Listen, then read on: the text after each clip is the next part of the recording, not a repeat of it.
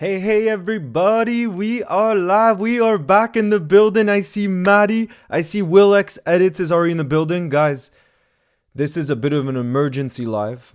Well, not emergency, but based off of major news that broke out last night. First off, it came from Paul Joyce, who I believe was the first to break the news that Alonso was no longer on Liverpool's shortlist. And that is coming by the fact that he wants to stay another season at least at Leverkusen. So there was no point in wasting time around that.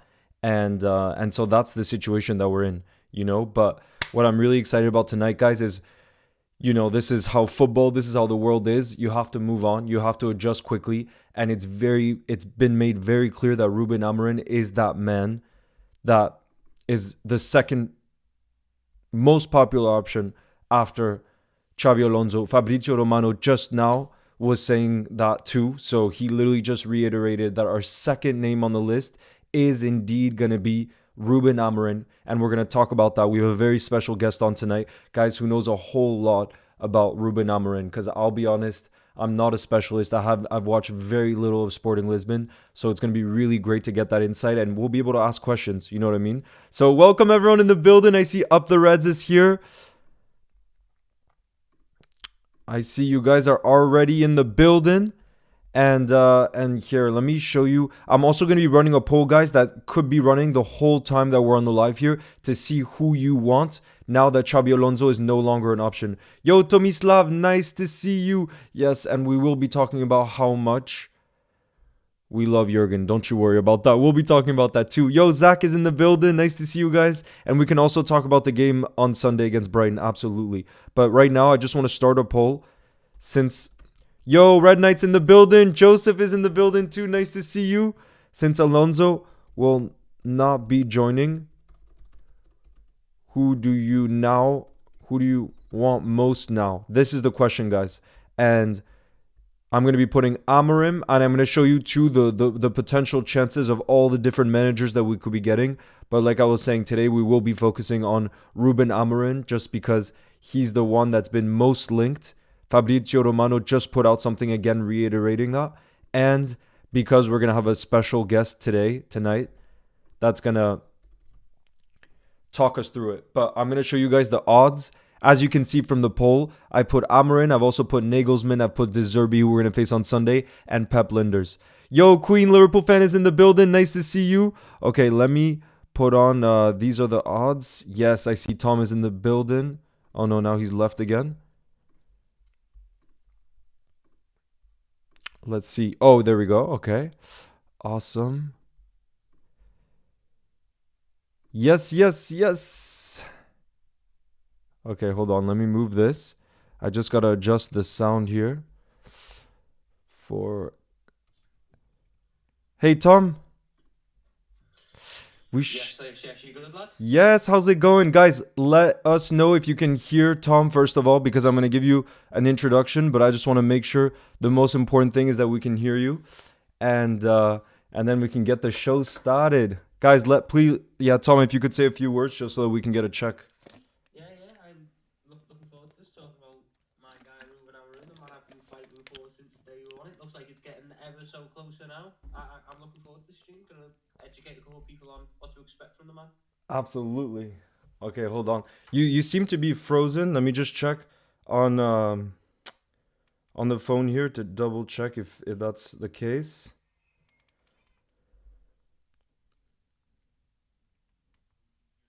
Yeah, wait.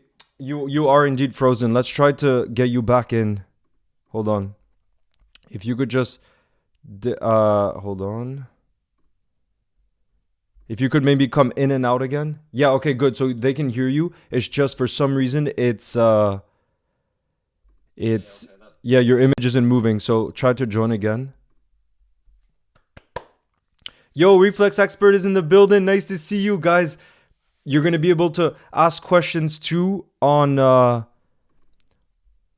different managers. We're not just going to be talking about Rúben Amorim. That's going to be the focus just because, like I said, there's going to be more. Yeah, video's frozen. Yeah. Red Knight. We're going to try again. Apologies. This sometimes always takes a little bit of time. Yes, perfect.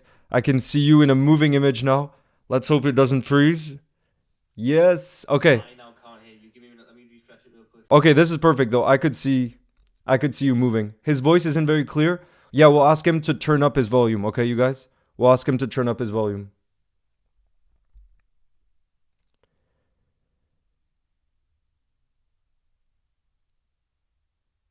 Max Murphy, really? Cuz I see in the mixer the levels. You guys want some of you want Nagelsmann. Okay, I see you guys.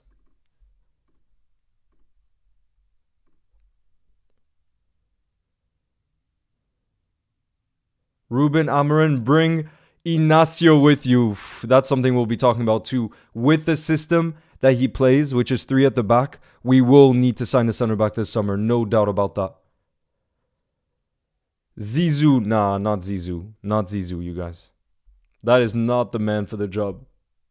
The mic feels muted. Yeah, guys, we're going to give it another try. Hold on. But yeah, guys, I'm going to be reading out the... Farhan says Tom Little knows ball. Yes, guys, that's why we brought him in the building. And especially Amorim. I'm going to tell you guys. Wow, 58% of you. Tom is going to enjoy it. Tom is going to be happy about these results already. All right, you're back in the building. Let's see if we can hear you. Hello. Is yes. that a little bit better for everyone? I can absolutely hear you and see you moving. Nice to see you in the building.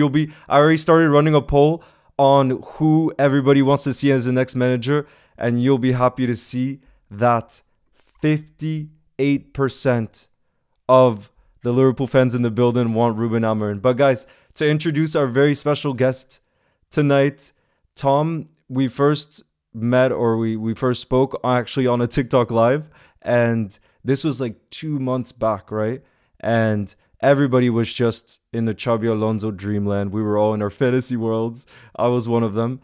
And I mean, I still was as of today, to be fair.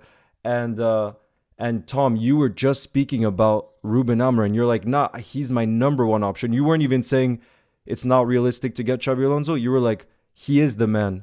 And you really... If Alonso wanted to come, yeah, I wanted Amorim. Exactly. And you were saying that 2 months ago. 2 months ago. And yeah, if you could turn up your volume just a little bit. I'm not sure. They're saying that it's a little hard to hear. Is that any better? That I can already hear you louder, so that's good. But yeah, so as I was saying, guys, yeah, let us know if you can hear.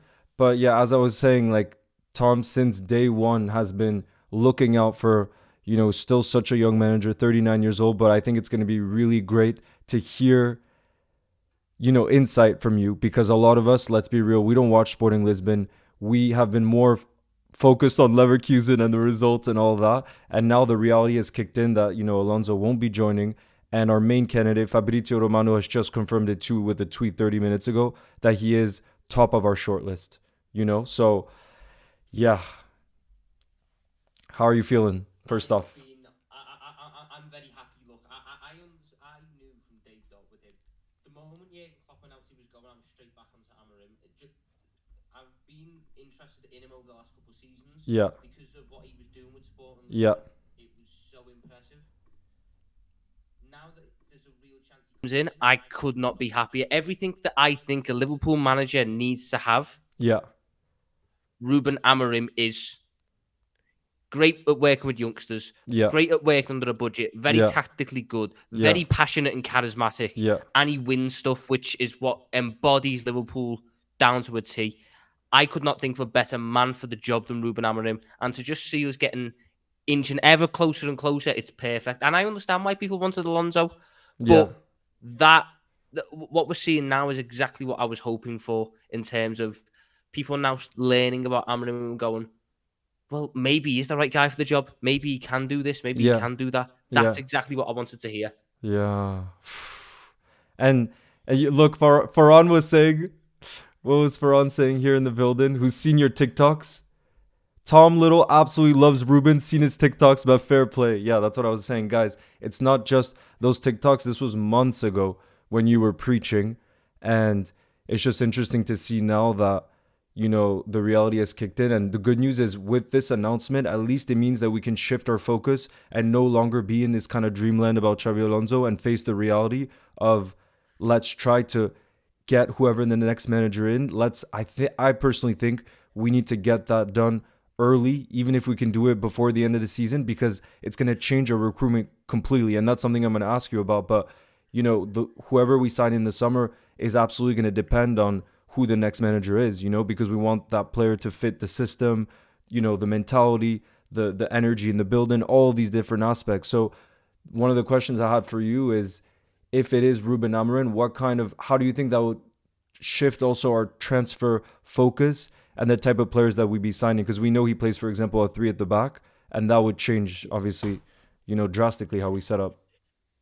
Yeah, I wouldn't expect a massive transfer overhaul because him and Jurgen Klopp share a lot of similar philosophies and style of play. And the key attributes about why you'd buy a player, they remain the same. Yeah. It's just the profile that we might need. So I definitely think that in the summer, should Amorim arrive, you're going to be seeing us go for a left-footed centre-back to play on that left of the back three. Because when Amorim builds up out the back, he quite likes that left-footed centre-back to be able to fill in wider and play inside on that left foot. Yeah. I also wouldn't be shocked, maybe not necessarily an Amorim style, but a combination of Amorim and Michael Edwards and Richard Hughes, to see us look for a younger left wing-back. Right. Someone who can get up and down and be a bit more of a threat in the final third, because Amorim's fullbacks, although they're not like Alonso levels where, they're getting 13 goals, Amorim's fullbacks do chip in with about 6-7 a season. So having a fullback who can get in that box, and I'm not expecting to be Erling Haaland, but knows where to find the net if and when it required. I could see that. Maybe a defensive midfielder, but I think the club's quite stacked in midfield already, so I could see Amorim putting his faith in Bajcetic because he likes the youth players. Endo as well. That's another player who he'd quite like, that experience. Yeah. And the only other spot I could really see potential for movement in is on the left wing should Diaz move. But then again, I sit there and go, Fabio Carvalho's coming back from Hull City. Yeah. And Amorim would have a left winger type player there in Gakpo. And then he'd have the rest to fill in around. I don't think Amorim would come in and rock the boat, especially if this is a title-winning team that he inherits. He's not going to want to come in and go, right, let's get rid of 5 and let's add 5. He understands that when a squad's ready, it just needs little fine-tuning to what he wants to do. So definitely a centre-back and definitely a wing-back of sorts, and maybe and what do you think midfielder. What do you think of Ignacio, for example, from Sporting Lisbon, someone that he knows well?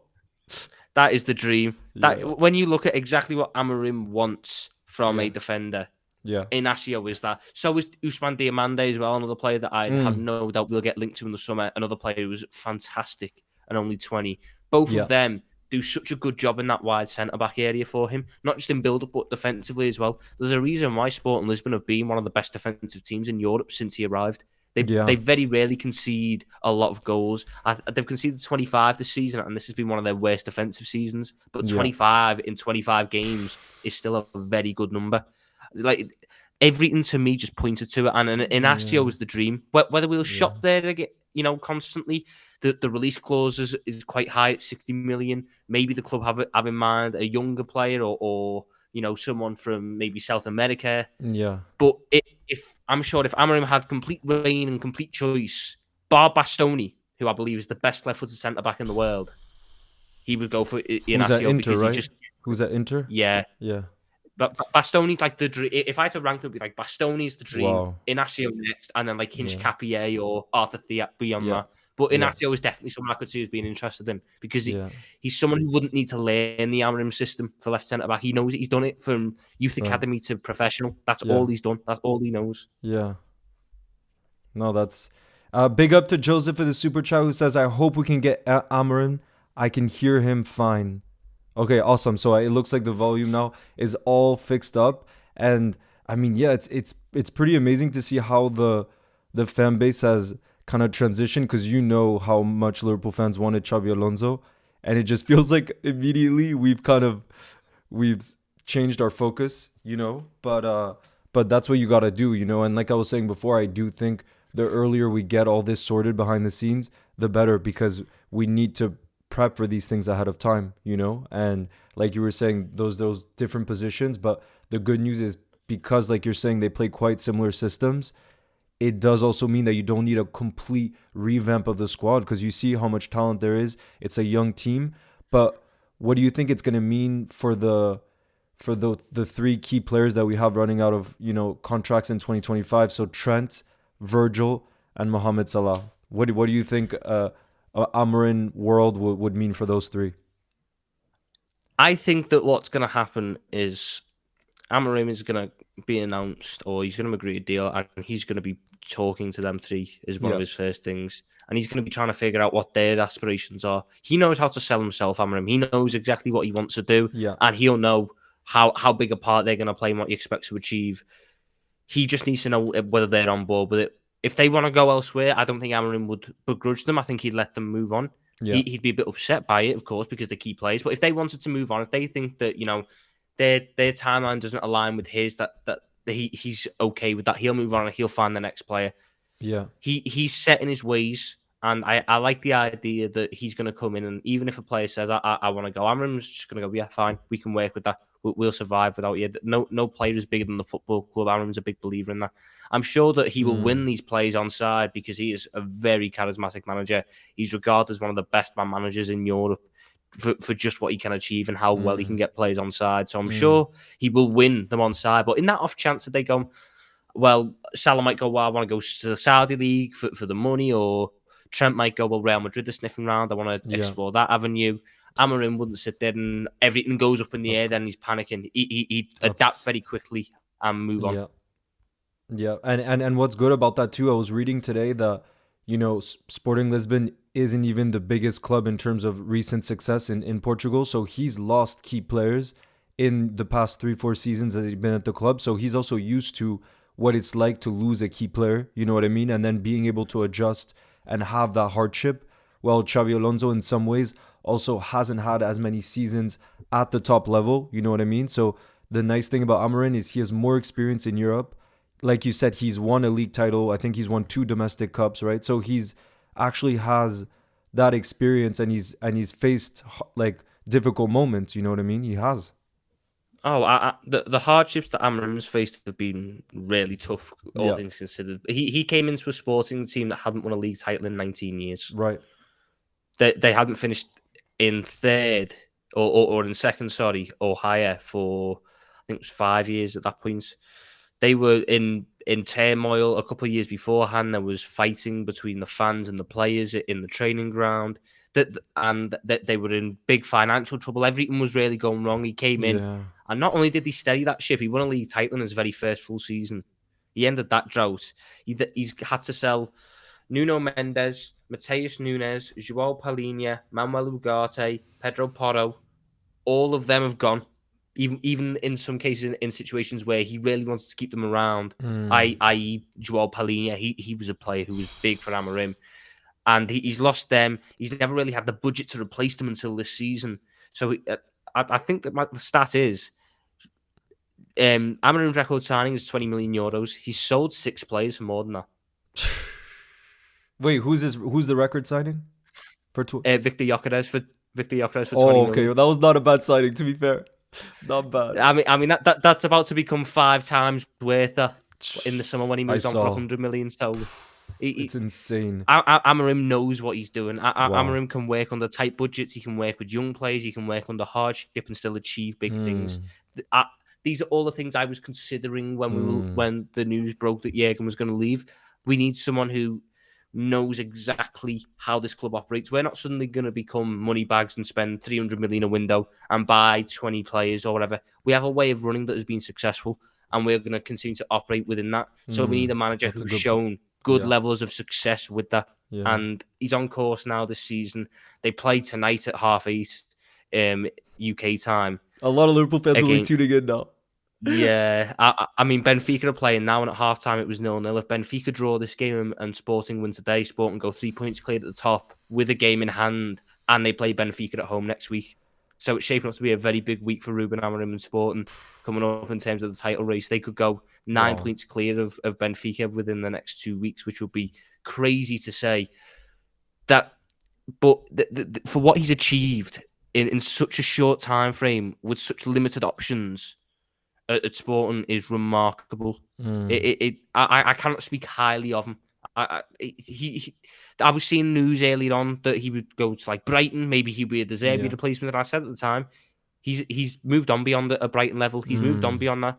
He's had the European side of his game is probably the weakest aspect of Rúben Amorim's time. And in his time in the European game with Sporting, he's taken them to the furthest they've ever got in the Champions League and knocked out Arsenal.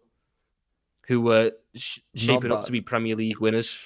All with the side that, wasn't 100%, had sold its best players, never really had the opportunity to replace them. He's always been making up and making up and making up. Wow. Everything has just been really big on that front. So I couldn't be more in on Rúben Amorim, and I hope that people start to understand why I've been so big on it. I love Xabi Alonso. Xabi Alonso was a fantastic player, but I like to try and separate the player from the manager.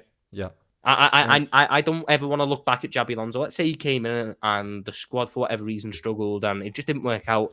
I would never want to look back on Xabi Alonso, the footballer for Liverpool, and go, yeah, he was fantastic for us. I loved him, but he wasn't a great manager.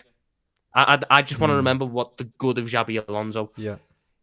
And Amorim coming in knows how these things work. We've already got a very good connection with Portugal. We've bought from Porto. We've bought from Benfica.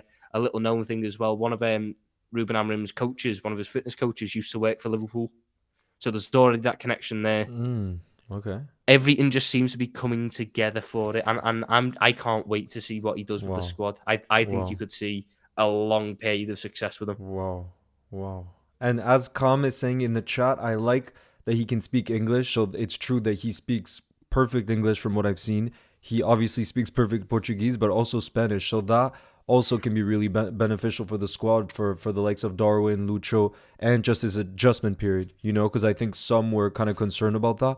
But in terms of the culture aspect, it shouldn't take him too much time to adjust, No, he would fit right in. He's the type of manager who, when you look at everything that a Liverpool manager should be, charismatic, entertaining, but gets the culture. That's what Amorim is. He won over Sporting fans very quickly, and that was a hard thing to do considering he was an ex-Benfica captain. And for people who don't know, Benfica and Sporting are the equivalents of us and Everton, or Manchester United and Manchester City. They're city rivals. There's a lot of bad blood between them. So for an ex-Benfica captain, after just 10 games in management, to cost the most money ever for a manager to move to Sporting when they were in financial troubles, he was already under a lot of pressure there. Then you add in the fact he was a Benfica captain and he won them all over within 6 months and had them winning league titles. He just, to me, as a person, he's a people pleaser. His press conferences are entertaining but insightful. He knows how to manage players. He's only ever fell out with one player, and that was Islam Slimani. But he was already sort of being phased out the club. He wasn't fitting in with what Amorim was expecting to do in terms of a high press and very free-flowing attacking football. That's the only player. Every other one has got lots of good things to say about him. Even if you think about recently, there was an interview that João Palhinha done a couple of days ago where he said Rúben Amorim could 100% handle Liverpool. He's the perfect manager for the Premier League. All these things I look at and go, I can't wait. I hope that all this stuff coming out. Obviously, Alonso's out the running, but there's still names like De Zerbi in the mix. I just hope that we're a little bit further along with Amorim than that, and hopefully we get to see him announced sooner rather than later. Big up to Oktar in the chat representing Iceland, and I see Mr. Travel says we need Mourinho. He's jobless and can win the Champions League with Liverpool. I'm not so sure about that. Then Scousers Rising says, I think if we lose out on Amorim, we're going to be in a bad place. So, I'm going to pull up here. These are the odds as of today. Let me pull this up here. As you can see here, Amorim is the most likely candidate, but then it seems like from what the reports are saying, the second most likely option is De Zerbi. Now, we're going to get to face him on Sunday. He is definitely, I've seen so many reliable reports saying that, for example, Man City see him as a long-term replacement for Pep Guardiola. And I feel like, personally, he gets too much bad press for this season because it's been a really difficult season for him because, first off, he's lost Maka and Caicedo, who are two unbelievable players. They've had so many injuries. And when you look on the surface, actually, they're 7th in the league. It's not like they're having a terrible season either. It's true they're conceding so many goals, but I don't think he's the worst option. I know this season it's not looking good, right? But I just feel like as a second best option, personally, I would say De Zerbi. But you guys don't seem convinced. Troy King, oh no, you were saying bring in De Zerbi, but now you're saying, oh, perfect, you're back.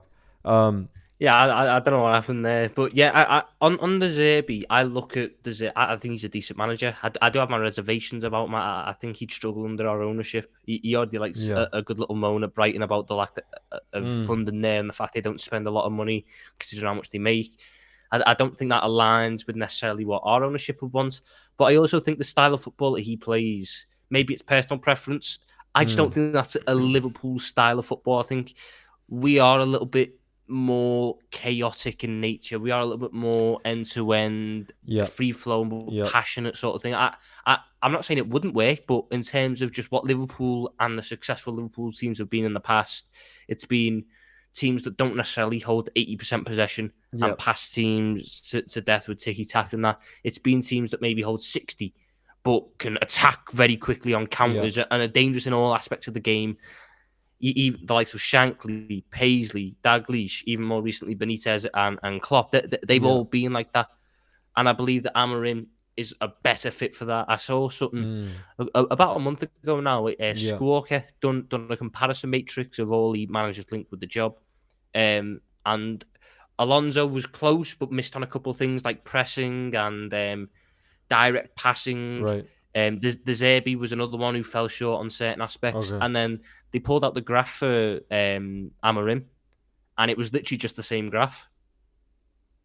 The slightest difference was Amorim's teams hold more possession. Right. By like 1%. But everything else, the pressing numbers, the counter-attacking numbers, the direct passing numbers, the average passes per goal, all of them were frighteningly similar. And that, to me, is what makes Amorim even more appealing. We have a very good team. We have a team that this season is challenging for 3 trophies. You know, next season, we should keep the majority of the players. So it should be in a position where it continues to challenge. Yeah. If we bring in a manager who's got such a similar philosophy and such a similar style of management, maybe that gap in terms of, you know, uncertainty and getting used to everyone is lessened because it's not teaching players new things. It's just we're doing it in a slightly different way. You're still doing the high pressing, you're still doing the direct attacking, but we're doing it with a back 3 now. Or we're doing it with a 2-man midfield instead of a 3-man. They're the only changes. Unlike if the Xabi comes in, I think it's going to be we're changing a lot of patterns of play. We're going to change up exactly the build-up areas. Or a lot of things change, and I feel like that's where you could see it taking like 6 to 8 months to really start to click. Whereas with Amorim, I think if we have a really good pre-season where we nail a lot of the fixtures, I think you could be done and dusted there. And you could be ready to go at the start of the season playing a good, attractive style of football. Yeah. Wow. And another name, though, I see mentioned a lot on top of De Zerbi is obviously Pep Lijnders. I know it's never even being mentioned because when Klopp announced that he was leaving, he also had his own interview saying that he was leaving. All the backroom staff is going to be leaving. But to be fair, no one knows Liverpool better than Pep Lijnders in terms of what's been happening behind the scenes. He understands the philosophy. He played an instrumental role in Klopp's success. If you were to ask Klopp, he always talks about him and the rest of the backroom staff. But it almost seems like Pep himself doesn't fancy it because he maybe doesn't have enough experience yet. And that's why he's being more so linked to the Ajax job. But do you think he could also be a decent option? Because, we saw in the past, look, I know it's a different era, but I've heard people compare him to Bob Paisley because he hadn't had any management experience before he took over from Bill Shankly, and all of the framework was built within the club. Look what Klopp has done. Like you said, the squad is incredible that we have right now. The culture, he's brought back the winning culture. He's brought back the right philosophy of hard work and all the things that you want for success.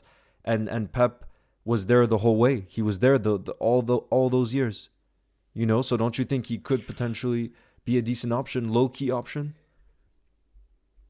I don't think it's the right move for Pep Lijnders. I think that, as you said, football's moved on. It's a different era from back then. I think Pep Lijnders is he's very good at what he does. Obviously, he had a spell earlier on in management at Neckeningman where it didn't really work out for him. Then he came back as the assistant and he seems to come on leaps and bounds. Then it was clear that Klopp was willing to trust him more with certain things, hence why he was doing press conferences. Yeah. But Ajax seems to be the right step. I think taking over after Jurgen Klopp would just be a recipe for media harassment for him. Everyone, all the journalists would just be going, "Oh, you're not as good as Klopp. You're just trying to be Klopp 2.0. This, that, and the other." I think Pep Lijnders needs to go away and show what he is as a manager. Right, out of the shadow of his former manager. He needs to go to an Ajax, or he needs to go to wherever he goes afterwards and show what he is. Show that he can do it himself. And then maybe years down the line, because he's still a young guy, Pep Lijnders, maybe years down the line, that's where his return to Liverpool is as a manager, when, you know, we've moved on or something. He comes back in and it's like a return of the old guard. But I certainly don't think that now is the correct time for him. Yeah, because something I've heard quite a few people mention, but I think it's way too risky, is because Xabi Alonso will actually be available in 2025, to have Pep Lijnders be a caretaker manager for one season and wait for Xabi Alonso. But that sounds way too risky, especially with Real Madrid and Ancelotti potentially leaving by then and them knocking on the door with the squad they have. I just don't... To me, it just seems so clear that if Bayern and Madrid are still interested in 2025, he has to choose Real Madrid. I mean, you can't turn down that job with the talent in that team. Like, no. Yeah, I think it's a very dangerous game to try and wait for Alonso until 2025. Bearing in mind, Amorim will go this summer. He's got nothing left to achieve at Sporting, so if we don't take him, someone else will. He's then off the market. I don't think the manager market is necessarily great anyway. If you miss out on Alonso, you're really sort of, you know, clutching at straws for anyone. And even if you want to look in the short term, we've got a squad that, whilst it's very good, it's not exactly very young with a lot of the key players. You know, Van Dijk is over 30, Salah's over 30, Alisson's getting close to 30, Robertson's going to turn 30 within the next year. I don't necessarily think we've got seasons that we can afford to waste where we just go, well, it can go and then we'll be there next year. I think we need to make sure that we are up there challenging for top honours year in, year out. That's what Liverpool is. It's the most successful club in England for a reason, and waiting for Alonso, I don't think is the right move. I think Alonso had this opportunity this summer. I do believe that the offer would have been extended to him, but he's made his decision, and now we can't sit there and just wait for him. That's not what we are. We move on to our next guy. We move on to Rúben Amorim. We get him through the door, and we back him 100%. Yeah. And what's quite good, too, is you look at, I think, whoever comes in, the two positions I already had in mind, because it's something we often talk about on lives, is where are we going to strengthen in the summer? And I think for sure in midfield and the center back, because Joel Matip is likely going to be leaving, right, at the end of the season, and Thiago, they're both on pretty high wages, and they are important. I know they're very injury prone, both of them, but they are technically important players in the squad. So with both of them leaving too, I think it also paves the way perfectly for that system that he plays, right? Because it means we can invest in someone, like you said, a left-footed center back. And then if you look at the rest of the center backs we have, there's so much talent. I mean, Virgil, Ibu, look at the season Kwanzaa's having, like, there's so much talent there. But then if you add that little bit of spice that can make you do what you want to do, and maybe, for example, it's another defensive mid to go with Endo, because Bajcetic, you know, is still very young, then it paves the way, I think, for that transition, you know? I think he's got... This summer is aligned perfectly for a new manager to come in terms of the squad and the way it is. Obviously, there's the stuff about Van Dijk and Trent and Salah and their contracts, but that's something that a manager's going to have to deal with. And I think that this summer is the right time to deal with that. But in terms of, like you said, we're freeing up a lot of wages from players who aren't really having that impact, that who are going to be moving on. I think that if he's going to play the back three, we'll probably look at two centre-backs, because you really want 6 if you're playing a back three and 4 if you're playing a back two. Right. So having, Quansah already, I've been very impressed with this season. Joe Gomez can cover all 3 spots. Canate, another one. Van Dijk, you add Inacio and you add one more on that. I think that centre-back depth is perfect. You look to add a left-back maybe, depending on the situation with Robertson. Again, like you said, maybe a DM, depending on what Amorim wants. I know he's got a very good one at Sport at the minute, Morten Hjulmand. He's definitely a name that will be considered by the club, even if Amorim doesn't come in, because his numbers are fantastic. Yeah. And then I only really see the centre-back being the area that is attacked straight away. I think a lot of it will depend on if someone wants to come. If someone has to leave, or we get a good offer that you just can't refuse because of value, then we'll dip back into the market. But I don't see it being a summer where you sign 4 or 5 or 6 players and massively overhaul the squad. Yeah, Amorim doesn't want to do that. He just wants to make little additions and trust in his young players.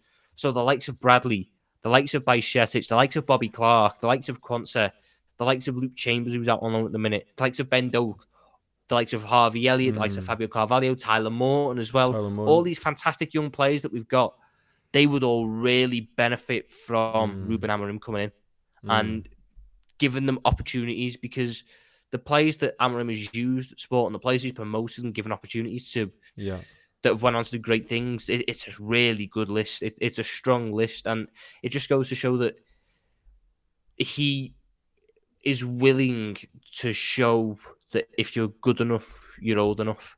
And when you look at the impact that a Bradley's had or a Quansah's had, I don't want us to move away from that model. I want us to stick with that, because there's no better feeling than having a kid come through the youth academy and play a real big part for the club. And Amorim gets that, and he wants that to continue happening.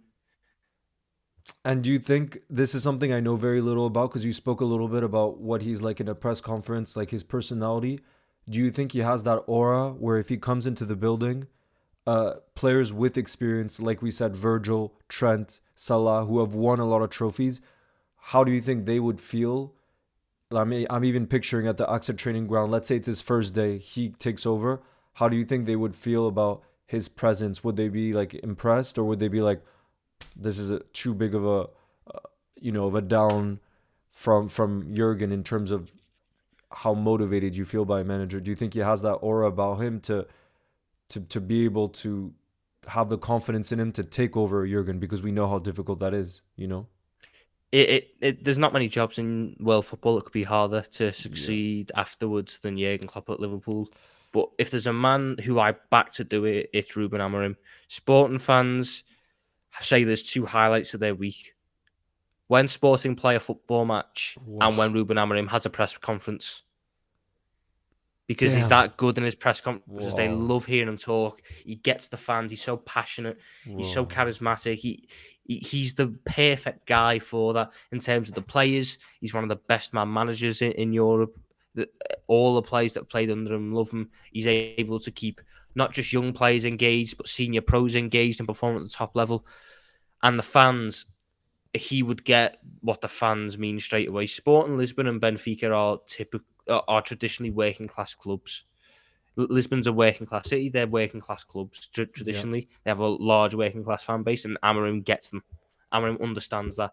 And when you see what Liverpool's about, it's very much the same thing. So I don't believe Amorim would come in and just be sort of like, oh, I don't know what to say, I don't know what to do. It'd be like second nature to him.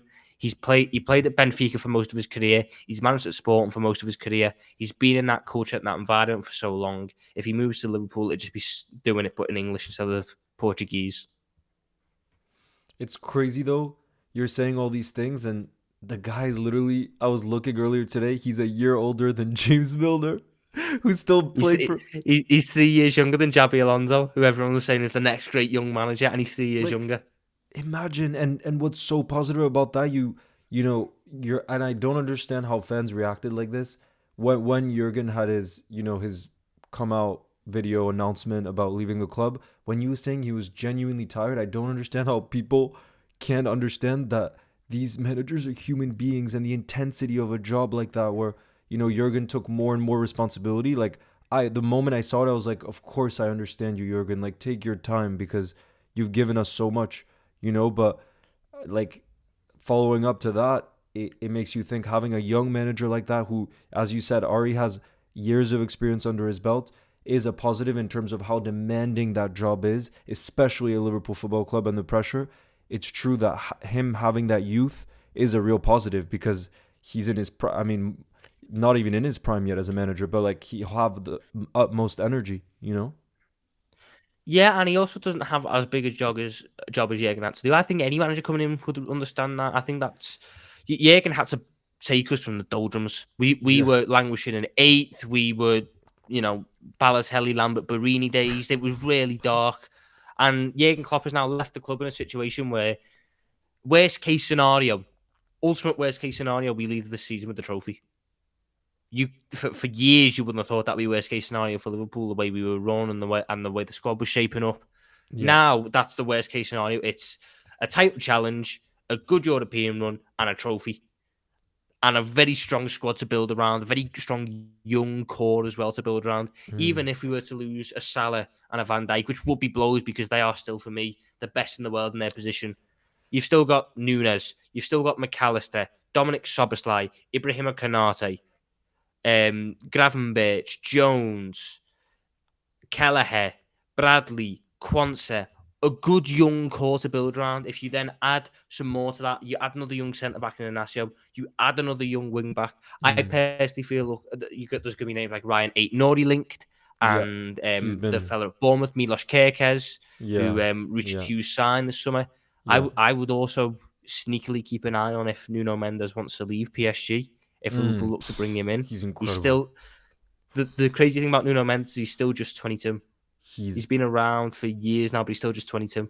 You know, I'm based in Paris, so I meet a lot of PSG fans, and I often ask them about like their club and stuff, and they all tell me, no joke, that obviously apart from Mbappe, he's everyone's favorite. Like, this guy is incredible, and he's a left back. You know what I mean? In a team full of superstars in some ways, or like big money signings, he's the one that stands out. Yeah, I just think the plays that he's developed and the camaraderie and the level that he's produced is remarkable. I mean, João Paulinho is one of the best defensive midfielders in the Premier League. Was touted with £80 million moves. When Rúben Amorim took over, the Sporting Board were debating releasing him, and Amorim had to fight to say, no, let me use him. I can work with him, and he turned him into a £20 million player. Matheus Nunes, there's a great story about this. When Amorim joined Sporting Lisbon, there was a big uproar because he became the most expensive manager ever at €10 million, and Sporting never really spent money that time. Whoa. So it was seen as a big shock, especially for a guy who had just 13 games in management at that point. That's all he'd done before Sporting, just 13 games as Braga manager. The owner at the time came out and said, the sale of Matheus Nunes will pay for Rúben Amorim. Matheus Nunes hadn't even made a senior appearance for them at that point. Within 2 years, Mr. sold for 40 million. 4 times what Sporting paid for Amorim. And he's again moved this summer for 60 million to Manchester City. That's another one. Mamadou Ugarte as well. Can't forget Mamadou Ugarte, the guy at PSG now. 60 million euros. That was what they got for him. Even the ones that are still at the club, obviously, Inacio is going to cost about 60 million. Ousmane Diomande as well, another young, good centre-back. Morten Hjulmand, he'll go for a fair amount. Marcus Edwards, the young Englishman on the right, used to play for Tottenham. Pedro Gonçalves, who was someone I was hoping Liverpool would look at signing last summer before we got Dominic Szoboszlai, because he could do that field thing as well. And then Victor Gyökeres, who's going to go for 100 million. You know, ridiculous value. Rúben Amorim has been sport manager for 4 years now and has a net spend of plus 120 million euros. Made 120 million before he's even spent a penny. Damn. That's how ridiculous. And bear in mind, that's key players that have went. Pedro Porro is another one that I didn't even mention. Yeah. And yet every year he brings in new young players who come in, have a good impact and keep the level high and keep winning trophies. Rúben Amorim's on course for a second double in 4 years. Second double in 4 years. That is crazy. See, Tom, this is why I brought you in the building for that positivity, because the way you speak about him, it just feels like in a time where we see a lot of dark clouds coming, it feels like there's some light that could appear, and there could be some, limelight, despite obviously the emotions that we're going to feel at the end of the season and what a world would look like without Jurgen Klopp, But like you were saying, that ability to not have to make the biggest signings and still find success, it's true. You have to have that as a Liverpool manager, because we're never going to have the resources of a City, of a Chelsea. And so the fact that he also has that in his record is really promising to see. Really promising. Yeah. But do you think... I cannot speak high of him. I think every aspect that anyone could want from the Liverpool manager, he has. He has an abundance. He for me, the impact he's had at Sporting Lisbon is equivalent to what Jurgen Klopp had at Liverpool in a Portuguese sense. What Sporting were when he took over to what he's turned them into, it's night and day. It's night and day. What he'd done winning that league title with Sporting Lisbon, that'd be like someone coming into Tottenham this year. That'd be like Ange coming into Tottenham this year and we're in the Premier League. Yeah, except it's not as competitive, the Portuguese league. But yeah, It's incredible. But do you think he would have like something I wonder about is now that Jurgen is leaving, like how the scouting is going to happen and the recruitment behind the scenes is going to change. Like, Jurgen Klopp clearly had a lot of power, and I think the reason why, Edwards ended up leaving, and then we even saw Julian Ward leaving, I think it's pretty obvious to see that it's because Jurgen wanted more power, so there was probably a major clash with that. And because of his success, the owners let him have more power. But now that he's leaving, it seems like it's going to shift more into, Edwards and the team he's going to create. So, Richard Hughes and then whoever else is going to be within that team, they're probably going to have more power again. They're going to say, look, these are the 4 options and you have to choose one of them. And I think it's going to go back to that style because they don't want to be as risky as Jurgen, you know what I mean, because of the transition. Do you think you would have a problem with that and clash potentially with that staff behind the scenes? No, Sporting have operated under that exact same model, just with less money, basically. Okay. He's worked under a director of football for 4 years, and he's allowed that director of football to have a lot of say on the transfers. Obviously, he'll chime in with little bits and pieces like, well, this is the guy, this is the profile that I want, this is how they fit in, this, that, and the other. But he's quite happy to let the transfer people, the people you pay the big money for to do the transfers. He doesn't want to be this all-encompassing guy. He's very much like Jurgen, who, remember when he first came in, he said, I can't do everything. There's a reason why these people are hired to do this and do this and do this. That's Amorim. He'll do the coaching. He'll do the management. He doesn't want to do the. He's not paid to do the scouting. He's not smart enough to do the scouting. He leaves that for the scouts and the director of football to do. And he's happy to work under budgetary restrictions. The big thing for him will be, instead of after 2 years losing his players, he now gets to keep them for 4 or 5 years and really build a strong core. And that's what he wasn't afforded at sport. And that's where the idea of sustained success for them has probably went with it. Because he would get somewhere and then a piece had gone. Last summer, they finished second behind Porto in the 21-22 season. They had a good season. They got more points than when they won the title. It was just Porto had a really good season. Yeah. But Amorim had now figured out his attack. He figured out his defence and he'd figured out his wingers. He wanted to add a striker. And, and then all of a sudden, Palhinha and Nunes went. And they didn't buy anyone in midfield. And then all of a sudden, he was chucking his best attacker into midfield. So they became very dull in attack. I mean, the mad story about that is he offered to resign after last season because he felt it was on him. And the owner sort of went to him, no, it's on me. It's my fault. You're one of the best managers in the world. We don't want to lose you. Whoa. We'll give you the backing now. He's had this biggest summer ever as a sport manager this summer, getting Gyökeres, Hüjlund, Ivan Fresneda as well, the young Spanish right back who was linked with a lot of big clubs. He went to Sporting as well. And he's now got them top of the league. 2-1 up as well in the semi-final of the Portuguese League Cup against Benfica, which they ironically played just before the league game. So there's a chance to do the double over Benfica in 3 days. It's a real big thing. And I think as well, if I'm looking at it from a Liverpool perspective, the fact that they are where they are in the league so far ahead, that opens the door for us. We're a very respectful club in that sense. We might be able to start negotiations a little bit earlier because that title challenge suddenly becomes a title procession, and it's just a matter of when and not if. So that all these things are stuff that has to be considered when it comes to Amorim. But I just love everything about him. Wow. From the minute I first watched him, I remember the first game I watched him 90 minutes from. Yeah. It was Tottenham at home last season in the Champions League, and this was the worst Sporting team under his tenure. And yet they still dominated Tottenham and ran out 2-0 winners, and it should have been more. And you could just see there everything that I believe a Liverpool manager needs, and I believe Liverpool should play like he had in abundance. Wow.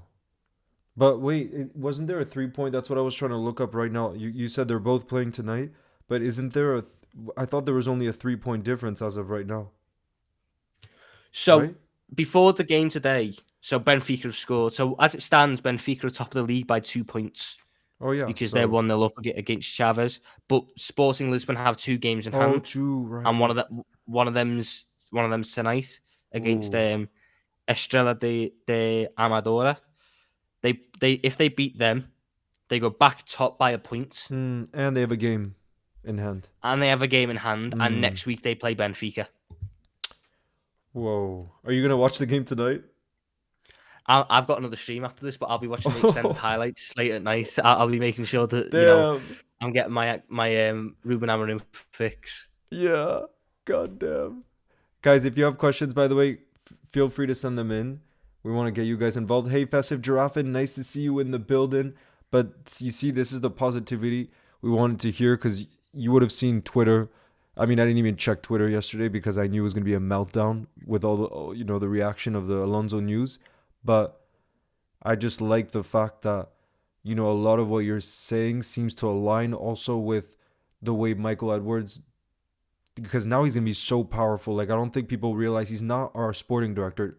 Michael Edwards is going to be like the CEO. He's going to decide a lot more than just the type of players that we sign, and it also, like you were saying before, the Xabi Alonso recruit, like him potentially joining, felt very emotional in some ways. Like, when I would think about it, I'd be like, he understands our club, he loves Liverpool, all these things, but at the end of the day, like, football is a brutal game, and someone like Michael Edwards, the reason he is successful is I think he is quite brutal. Like, there's an example where Hendo, I think he wanted to sell Hendo like 2 seasons ago, and Klopp is the one that wanted to keep him. And looking back, let's be real, like, Hendo is a legend, no doubt about it. Would we have been in a better place if we had changed our midfield earlier on? Yes, it's clear to see. Look at how I mean, that story as well, when you consider the names that Michael Edwards was wanting us to sign as well. There was a little Brazilian fella called Bruno Guimaraes who you wanted to sign to replace Jordan Henderson.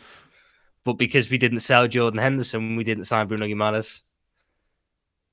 Edwards, his biggest selling point is he takes the emotion out of it. Yeah. He's a cold, hard, analytical man, and that ultimately produces more success. Yeah. He doesn't need to be emotional because that's not his job. He needs to just produce the best numbers. What he needs is a very good man manager who's on board with his style of thinking, and Amorim is. Yeah. And the whole thing around this managerial recruitment thing has been, Liverpool have data things that they want to look at. They're compiling all these data analytical lists for the managers, and regardless of whether people are saying it's Alonso the favourites, or it's De Zerbi, or it's Nagelsmann, everyone has maintained the same thing. Rúben Amorim scored very high on their data. Yeah. That's the one consistent thing that I've seen, which makes me think it's the one true thing. I'm not a little conspiracy theorist, but all I'll say is, the moment that the Alonso news came out, all of a sudden we started getting more and more about Amorim. He's now the first choice. When now knows his release clause. It's almost like we're a little bit further along than what has been reported. And it's just all starting to slowly get drip fed out the football club. This is the guy. I remember I said in February, if Rúben Amorim was to interview for the Liverpool job, Rúben Amorim would get the Liverpool job over anyone, because he just fits it down to a T. And I think on Michael Edwards and how he looks at football, Rúben Amorim is his dream manager in terms of profile and how they work. Yeah. And I could see that being a very fruitful partnership if it does come together and, get the opportunity to grow together. I think that could be a partnership that produces success for Liverpool for the next decade. Wow. And something I've seen quite a lot in the chat tonight and just in general is people saying, I hope he's just not the next David Moyes, the way United were after Sir Alex left. And I don't think you can compare. I understand that Jurgen is going to have an incredible legacy and he's one of the greats of the Premier League and what he's done with us. But I don't think you can compare it to the place United were in at that time, where it was an aging squad. Behind the scenes, things clearly weren't going right. Well, here, I do think we need to give FSG some credit. Like, people talk crap about FSG all the time, and I just feel like the way they've handled this situation of sorting behind the scenes how everything is going to look is exactly what needed to be done. You know what I mean? Because for such a major transition, we need to prepare for that ahead of time. You know what I mean? We need to be ready for that transition. You know what I mean? And he's done that early on. So it's absolutely monumental. I think that initial signing doesn't get talked about enough. The fact that we got Michael Edwards back, the fact that we have Richard Hughes, we have the next sporting director sorted early on, so that when the manager gets announced, Go12 is in the building, nice to see you. When the next manager is announced, we'll be able to get right down to business. Because I'll bet you that they already have names in mind and the type of positions that we need to go for. You know what I mean? So the fact that, oh, there we go, you're back, perfect.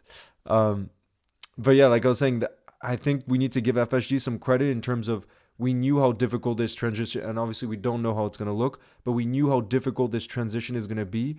And that's why I just don't think you can compare it to when Sir Alex left United, because you look, first off, the squad is so young. We spoke about that before. And then the way things are shaping up behind the scenes, it really looks like they know the magnitude of the job, and they know that everything behind the scenes needs to be at an elite level to be able to keep winning trophies.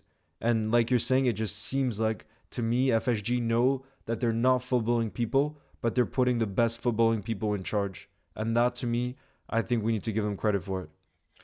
Yeah, they're very smart at what they do. They might not be the most tactically astute, or they might not, I might not be able to ask them about who won what Champions League Definitely in 1987. Nope. But in terms of running Liverpool as a business and making it a successful business and football club, they know who to employ and they know how to run it.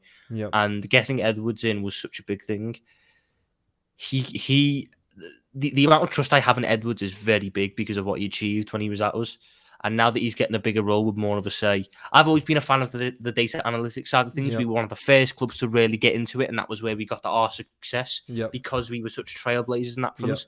Obviously, it's now started to even out a little bit, but when you bring in the godfather of analytics in the Premier League, all of a sudden you get that disparity again. There's a reason why every club wanted Edwards, but FSG have got him back, and he's in a role where now he gets to have a full say over the football club, with a manager potentially coming in who is willing to work with him and willing to work under him and let him be what he is and stick to what he is.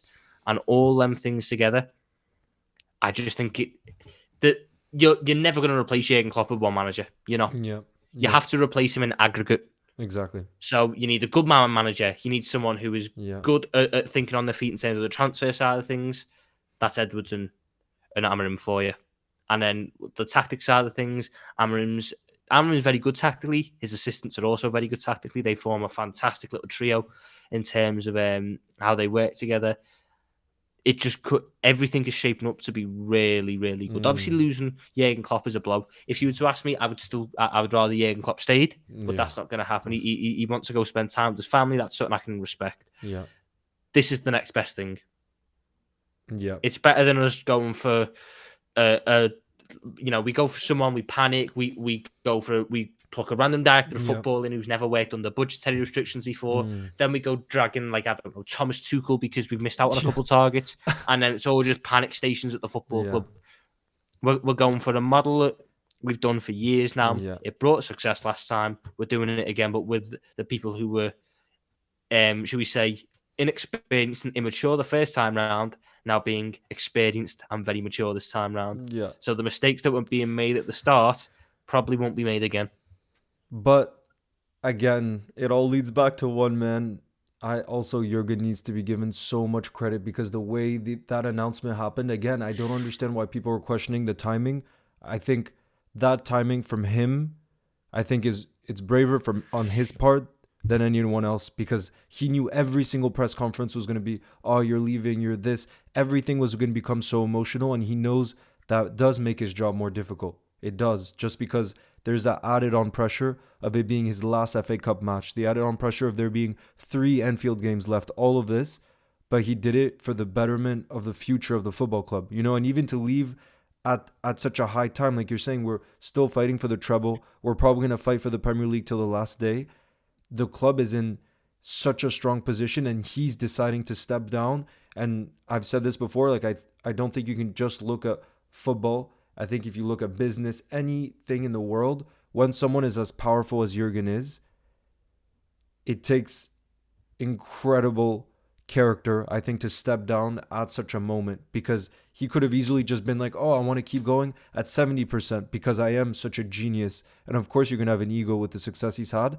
But he's decided to step down because he genuinely thinks at 90% Liverpool's not going to be as successful.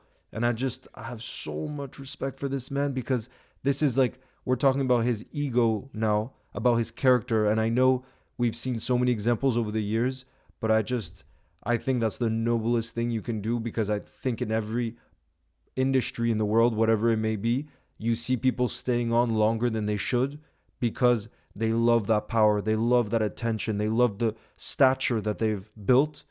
But Jurgen's just different. Yeah, the way he's handled it has been exemplary, and I hope he leaves with what he deserves. I hope he leaves with another league title and a Europa League, because that's no less than he deserves. But the way he's handled everything, and the way that he's made sure that it's never been panic stations, the performance levels haven't dropped off, the standards of the football club have remained. And I think a big thing that I really appreciated was in his in the press conference he did after it was announced. Yeah. He said, I'm not gonna put my hat in the ring for, who should be the next manager. I'm leaving that to the club. I don't want them to be influenced by me, because the last manager who I knew done that was Sir Alex Ferguson, and look at how David Moyes turned out. He's leaving the football people to make the football decisions at the club.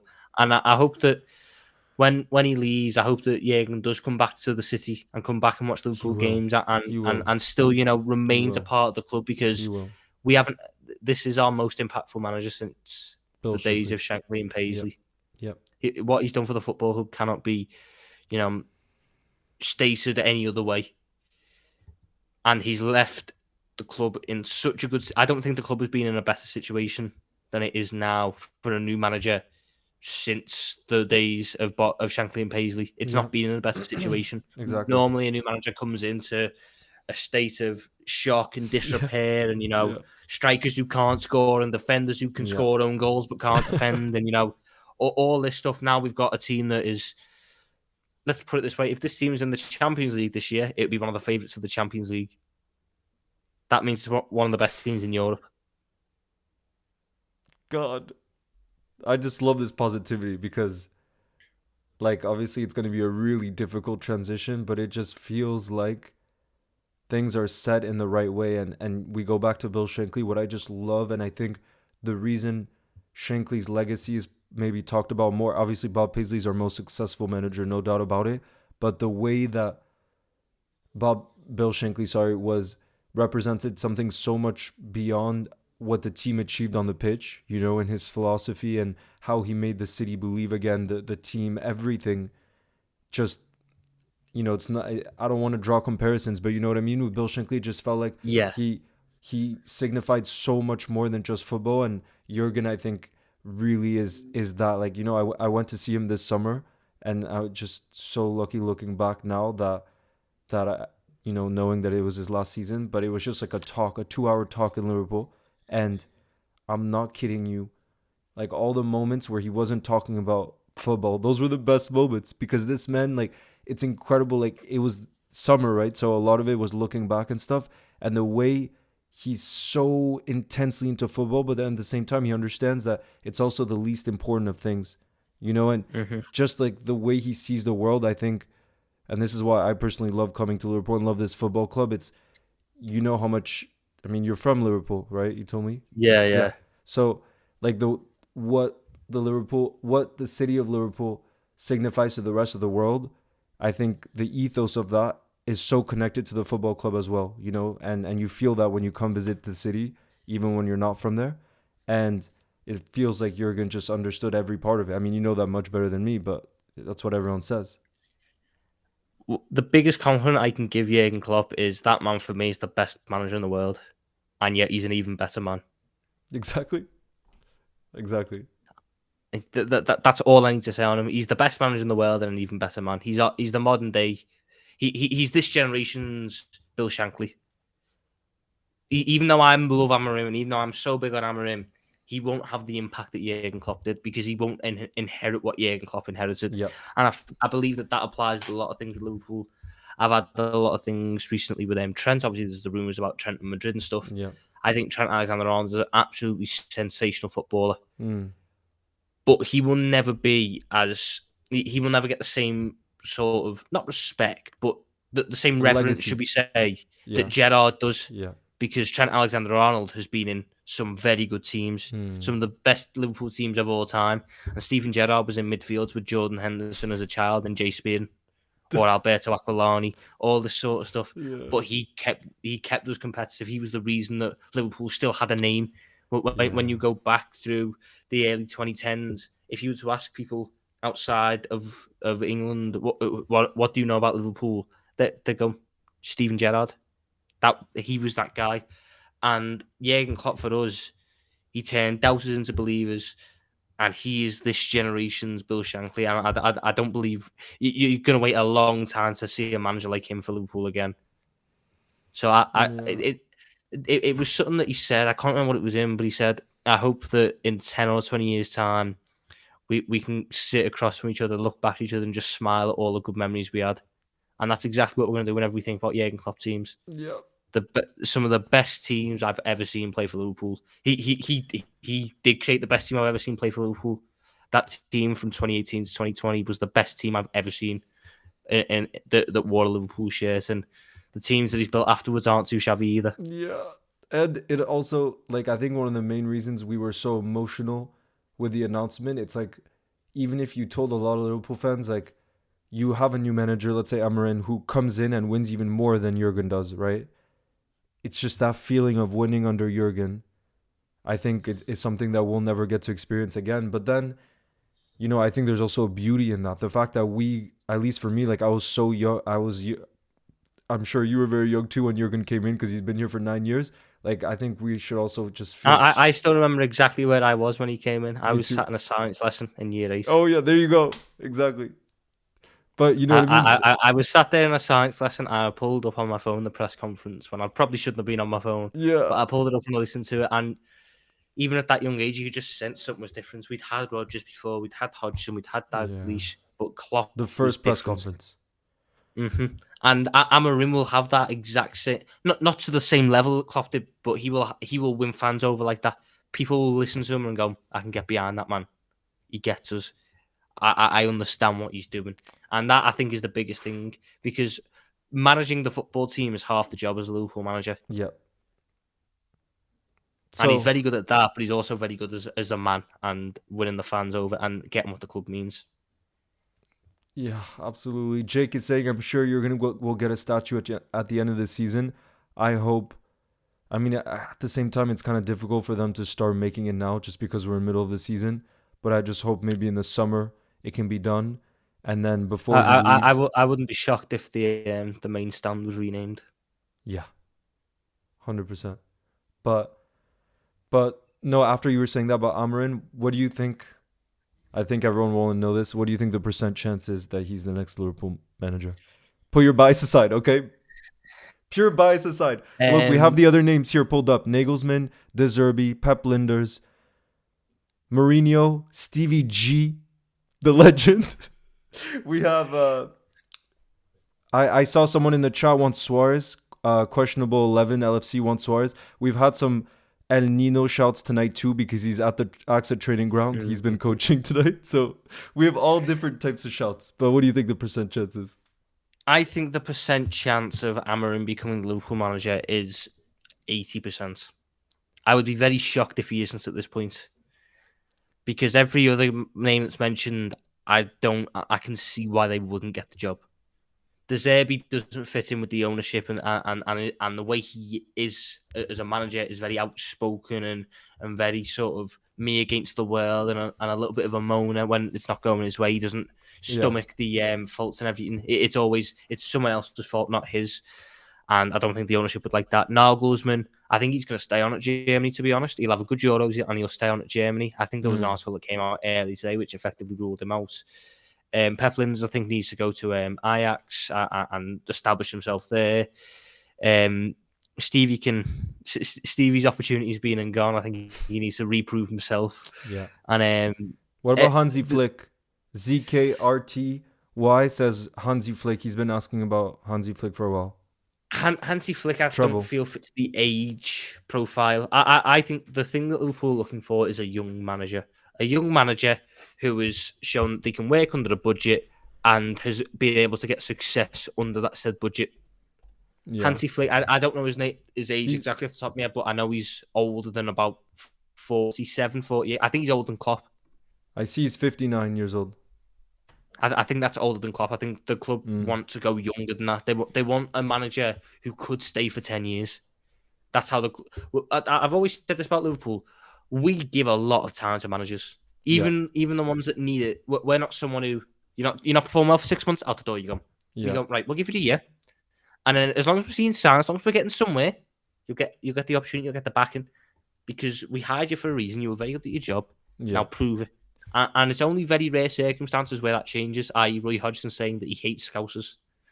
That sort of became untenable then, where he couldn't stick in that spot. But even Brendan Rodgers probably got a year longer than he should have done.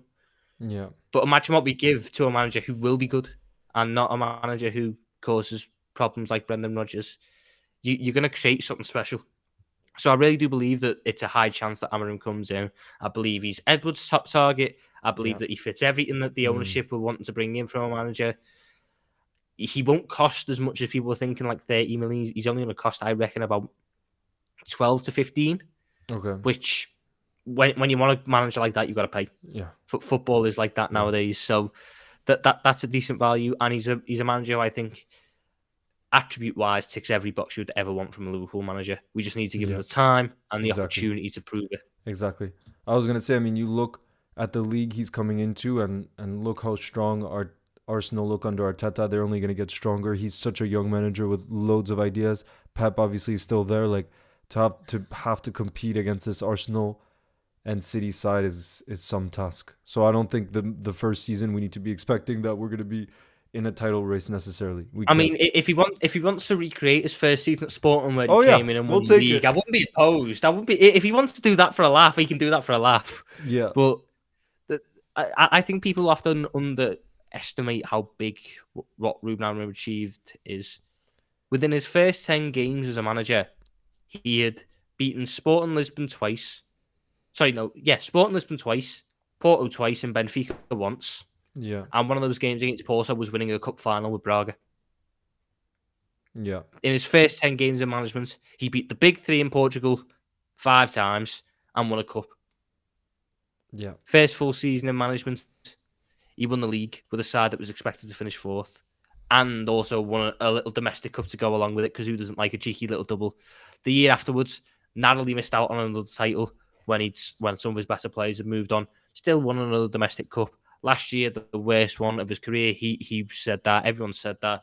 So there was worries. Oh, is this the norm for Amorim? Is 4th place and struggling for consistency the normality? Yeah. Comes back this season, top of the league, 2-1 up in the semi-final of the cup, on course for another double.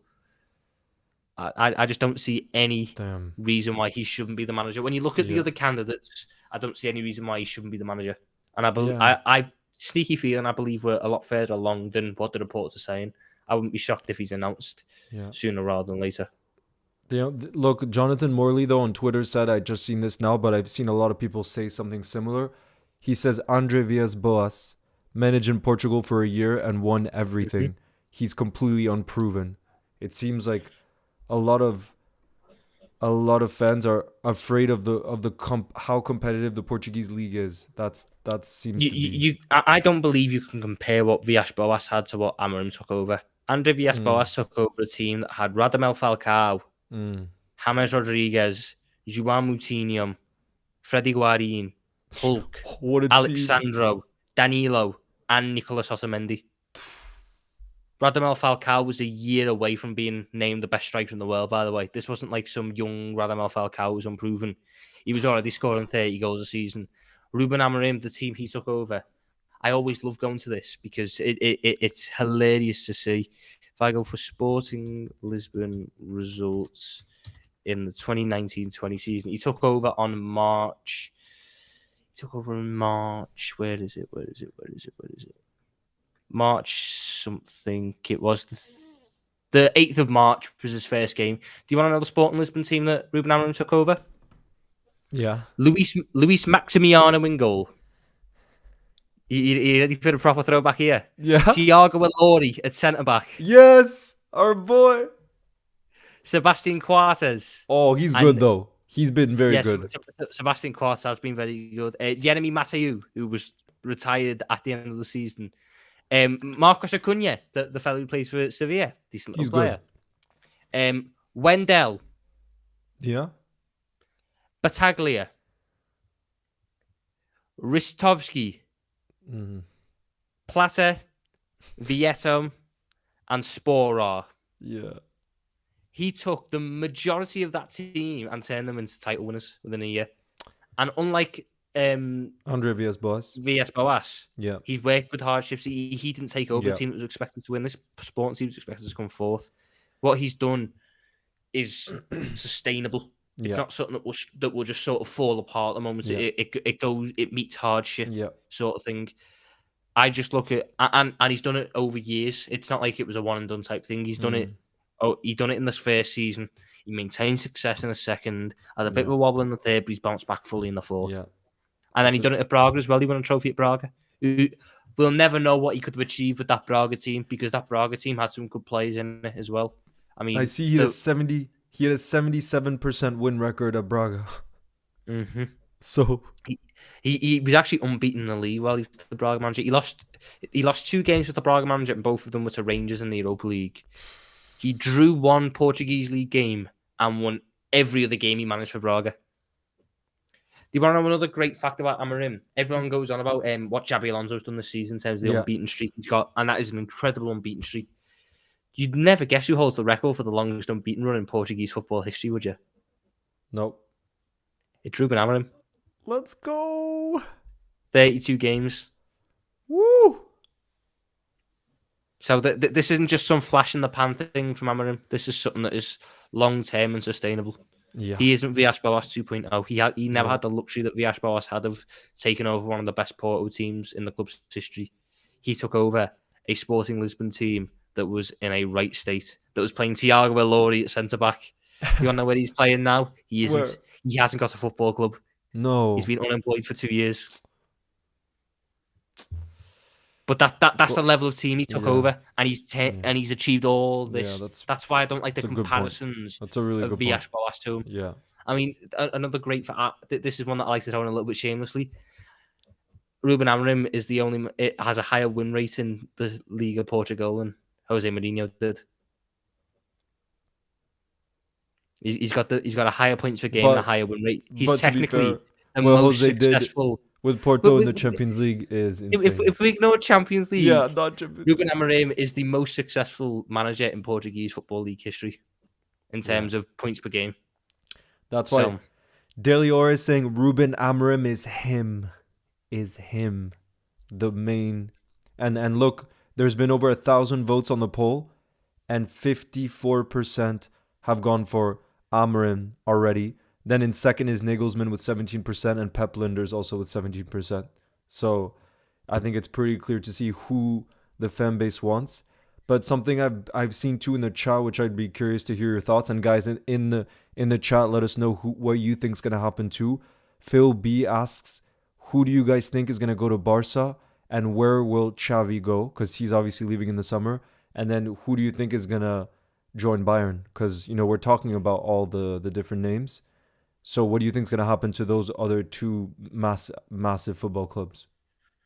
I look at it. I see Hansi Flick going to Barca personally. I believe that's the type of appointment they would make. Someone who was successful at Bayern, fits the model that they want of bringing success in. Xavi, I could see Xavi at Bayern.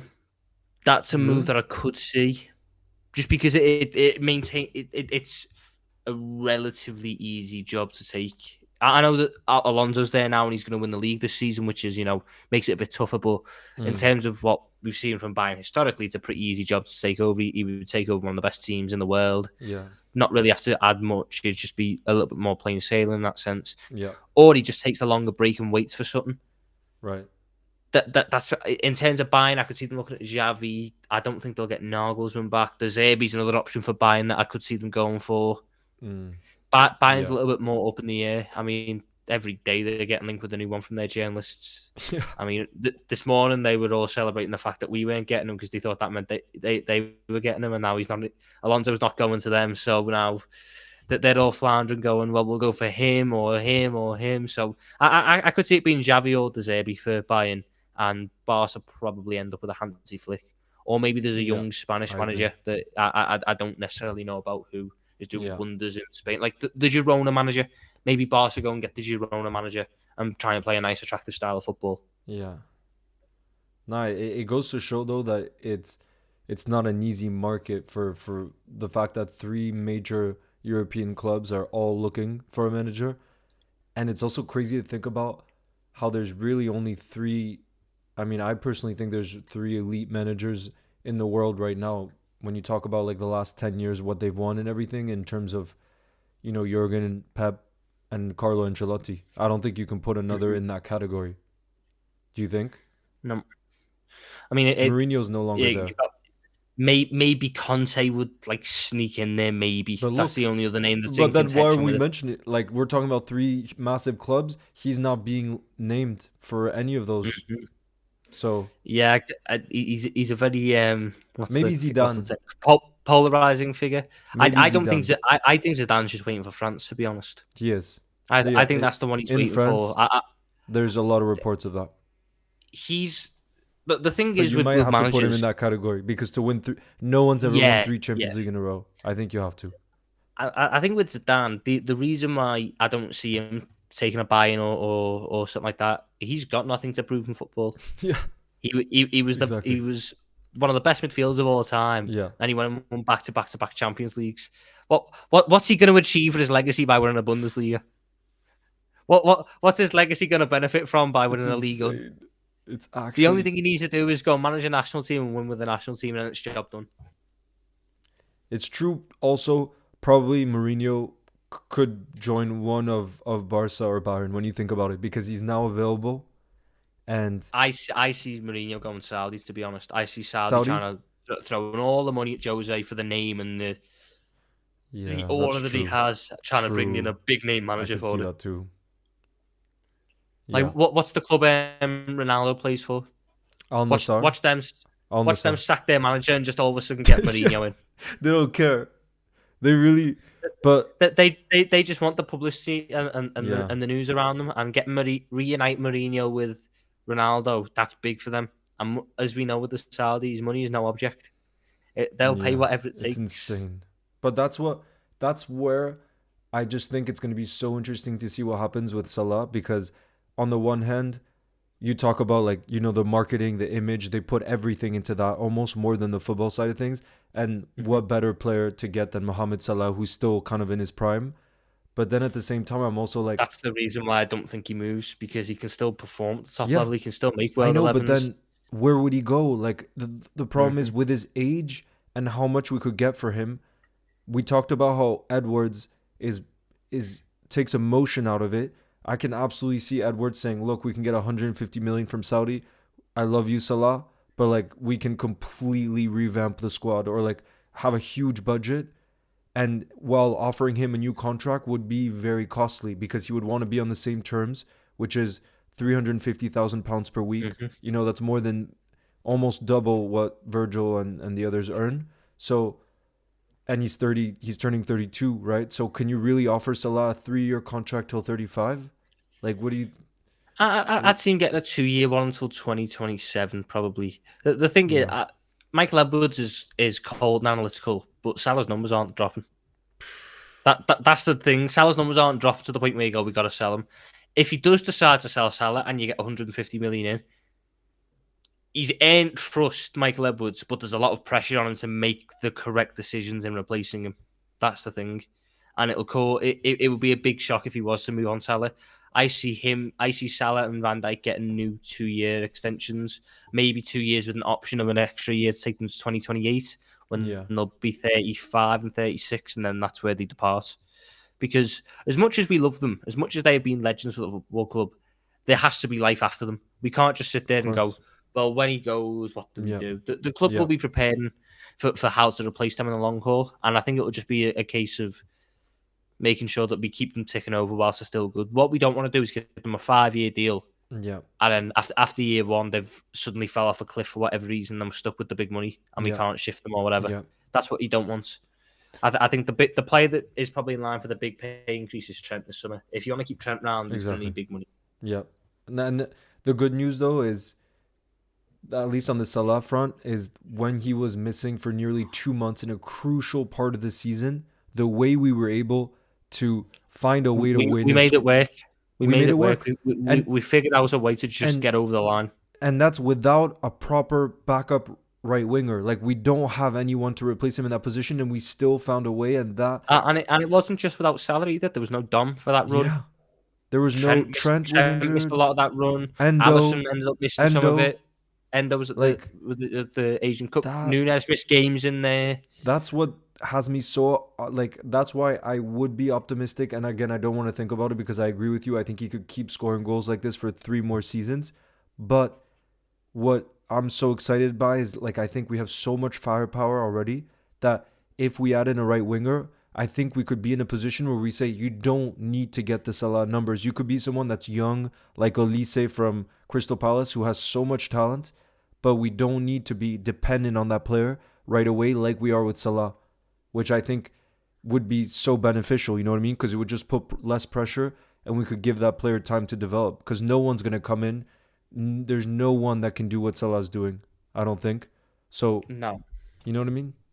Yeah, that's the big thing. But like I said, I don't see him moving on. If he does, then there's a lot of pressure to replace him. But Michael Edwards has earned the opportunity to replace him. And Amorim's worked in situations like this before. He knows how to make the team click. I think you'd see the likes of Elliott and Carvalho be given the opportunity to step up in that situation. And a new system, the likes of Szoboszlai, the likes of Jota, especially Núñez, McAllister, Curtis, all them would just be given even more responsibility. And obviously, whoever we sign to replace him will be given more responsibility as well. And I even feel like with Trent, what doesn't get mentioned enough, I feel like it's so clear to see how much he wants to play midfield now. He doesn't want to be a defender. I think a decent part of it too is, let's say he actually is talking to Real Madrid, talking to the new Liverpool manager, let's say it's Amorim, and then the plans of Madrid, and him being like, listen, I'm now a world-class player. I'm going into my prime. I need to play midfield. You need to find a way to play me in midfield. I think there's a chance of that. That's the one question mark I have with Amorim. I don't know where he fits Trent in because of how he plays. Yeah. That's the one thing that will stick over Amorim's head, and that's the one thing I'm eager to see how he'd make work. If Trent doesn't want to play as a wing-back, I struggle to see where he fits in, because the midfield two in Amorim's system are... One's a very defensive-minded midfielder. Yeah. One's like a traditional holding midfielder. Okay. Maybe Trent could do that job, but then you'd need to see a big increase in his sort of scanning and intercepting and stuff. Yeah. Maybe he could fit in there. And then the other one is very much a water carrier. It's very much covering a lot of ground, high pressing, high intensity, occasionally arriving late in the box to score goals and stuff. Okay. That's more of your traditional box-to-box. So Szoboszlai. I don't think... I think that wastes Trent. I'd say that's more so McAllister or Curtis, and then you see Szoboszlai pushed into the front line. Okay. Szoboszlai will play off the left almost in that front three. Okay. As the attacking midfielder. Okay. Damn, that's going to be a big... It's crazy, though, how much action there's going to be for us Liverpool fans this summer. You think about all these different aspects. It's going to be one of the most interesting pre-seasons in a long time. Oh, my. It's going to be a madness. But it'll be so interesting because, like you said, there is so much talent. And I saw a few of you saying in the chat as well, I hope whoever the next manager is gives a chance to the youth, because it's true, there is so much talent in this team. And even... we were mentioning Tyler Moore and Fabio Carvalho. They're doing really well a whole. We just have so much talent coming through. And, there's nothing better, like you said, than seeing your youth get a chance. And you said it before, Amorim is probably that man. You said he gives a chance to the youth. And that's something that we need as well, Yeah, the record that Amorim has at developing young players is ridiculous.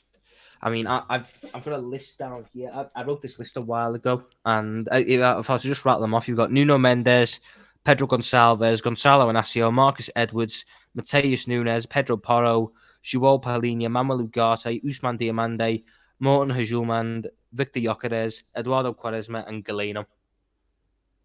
They're all players who have performed at won games and performed at the top level in European football. Galeno is the Porto player who was Champions League top scorer. That's that Galeno. He got his first real look in under Amorim at Braga. He would have a field day with the young talent that we've got. And he would look to bring in more and develop them. And that's exactly what Liverpool is. And like I said, there's no better feeling as a fan of a football club than seeing a young kid come through and thrive for your team. That And game, Amorim is all for that. That game against Chelsea, I think it was on a Wednesday night in January when we won 4-1 with Connor Bradley putting on a masterclass. That might be one of the highlights of the season. Just like the way he shined, and against a Chelsea team that was starting to find form, and we demolished them at Anfield, and he played a big part in that. Oh yeah, even Quanta's had big games this season. Curtis Jones has really kicked on this season. Harvey Elliott's late goal at Crystal Palace is just one moment for him where he's really shone through. I know Amorim will give these young players a chance, and it'll be really exciting to see, because not only does he give them a chance, he knows they're going to make mistakes. Yeah. And when they do make mistakes, he doesn't get on them. He's someone who likes to go into the press conferences and take a lot of the blame and shoulder a lot of the responsibility and take it off the young players, and then they repay him by finding their form and performing at such a good level. And that's a beautiful thing, like you said, with managers at Liverpool Football Club, we tend to show more patience compared to other big football clubs. And that, I think, also fits in with that ethos. You know what I mean? Of the philosophy of actually backing your manager, not firing them after a few games like Bayern do. You know what I mean? So it's probably the right fit for him too. We're talking about how we're desperate for him, but he's probably looking at the project and saying, listen, this is perfect for me too, to take that next step. I think it's a perfect combination for all parties. I think it's right for Amorim at this point in his career. It's right for Liverpool as the logical next step after Jurgen Klopp. I think it could be the perfect marriage. I think that's such a good way to end things, because I know you have another stream coming up tonight. But seriously, Tom, it was such a pleasure to have you on, and you spreading that positivity. The pleasure was all mine, mate. The pleasure was all mine. I'm more than happy to push some Amorim stuff as and when it's needed. Yeah. You're going to become... I saw in the chat too, the Liverpool board definitely saw all of your propaganda for Amorim these past few months, and they're like, yeah, let's listen to him. Let's do it. Let's pull the trigger. I must be getting an agent fee as a part of that thing, because of the amount of work I've done. Imagine. No, but it's exactly what we needed to hear, because like I said, I think yesterday I literally made the decision not to check Twitter, because during moments like that, I'm just like, everyone's going to overreact. I'm not, there's no point in this. And I just knew you were the person to turn to, because like I said, festive draft, and you asked when we first spoke. It was on TikTok Live like 2 months ago or something. And we weren't even, I think we briefly spoke about the next Liverpool manager, and you just went off on Amorim. And you were just like so passionate. I was like, okay. Everyone was saying Alonso. I was like, he's not even my guy. Too. I want Amorim, and I just listed everything off. That's why. I understood why people didn't know about Amorim, but I'm glad that people are starting to know and starting to get behind, because I think it can be a real success. Absolutely. So thank you for spreading that knowledge. And now I think you're going to become the certified. You're going to become the certified Amorim. How could we call it within the Liverpool community? I'm that Amorim guy. Yeah. OG Amorim admirer. That's brilliant, though. Thank you for having me on, mate. It's been a pleasure. Such a pleasure. All the best. You too, mate. You too. Speak soon.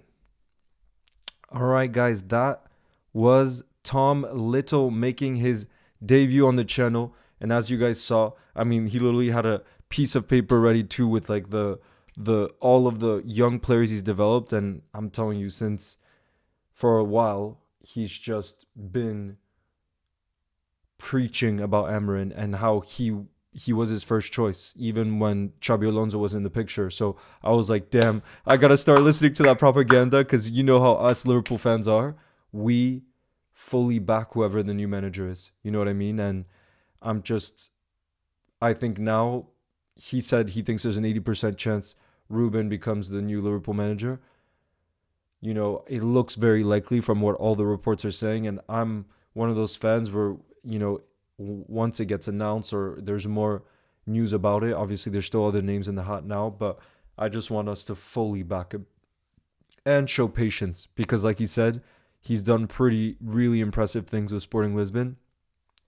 And like Delior says, the Amorim agenda begins. Exactly. But that's the thing, you know, there are so many aspects of what we were talking about tonight, I think, that showcases how much of a good fit he would be. And what I love about our football club is I really think we're in such a stable position, thanks to Jurgen Klopp, that whoever comes in, we really will show patience. And I'm one, at least, and this is how I'm going to express it, within the Liverpool community. I'm not expecting him to come in and win a league title.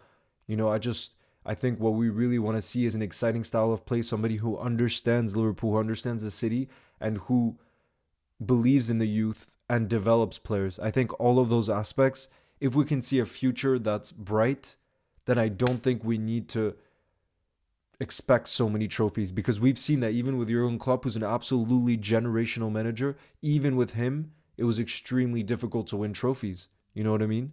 And and now it's even more difficult with Arteta in the picture. So, yeah. Look, Farhan says, hearing what Tom Little said, I want Rúben even more. Yeah, Jake Fimo, I don't know where he's off, but you should go check him out on Twitter. I also left his @ in the comments, so you should absolutely subscribe to his YouTube channel, because he did a live, for example, last night. He's active on his YouTube and TikTok and everything else, and I can tell you he knows ball. He knows about Liverpool history like nobody, like I haven't seen before. I'm saying, like, he has so much knowledge, so he's an awesome guest to have on. But damn, now guys, I'm literally adding Sporting Lisbon as a favorite on FootMob tonight. And let's see, they play. It's 4 minutes into the game right now. They play tonight, and like we were saying, if Sporting and Amorim win tonight, they'll go a point clear of Benfica, and they'll still have a game in hand. So they'll be in a very good position. And that's obviously now, I think every Sporting match I'm going to be keeping a track on. And like I said, I wasn't doing that before. I'll be honest. I'm one of those people. You guys know me. I'm not the type to be like, oh, I knew since day one Amorim was that guy. No, I was fully. You guys saw how much I wanted Xabi Alonso. I'm honest about it. But then in life, I also just think that when something is no longer reality, you just have to shift. You just have to move past it. And yeah, Drunk Vigo, that was awesome. Drunk. But yeah, like I was saying, I just think in life, and that's also just when you face hardships. And I think Jurgen is the perfect example for that. And we were saying before, I just love what Jurgen represents beyond football.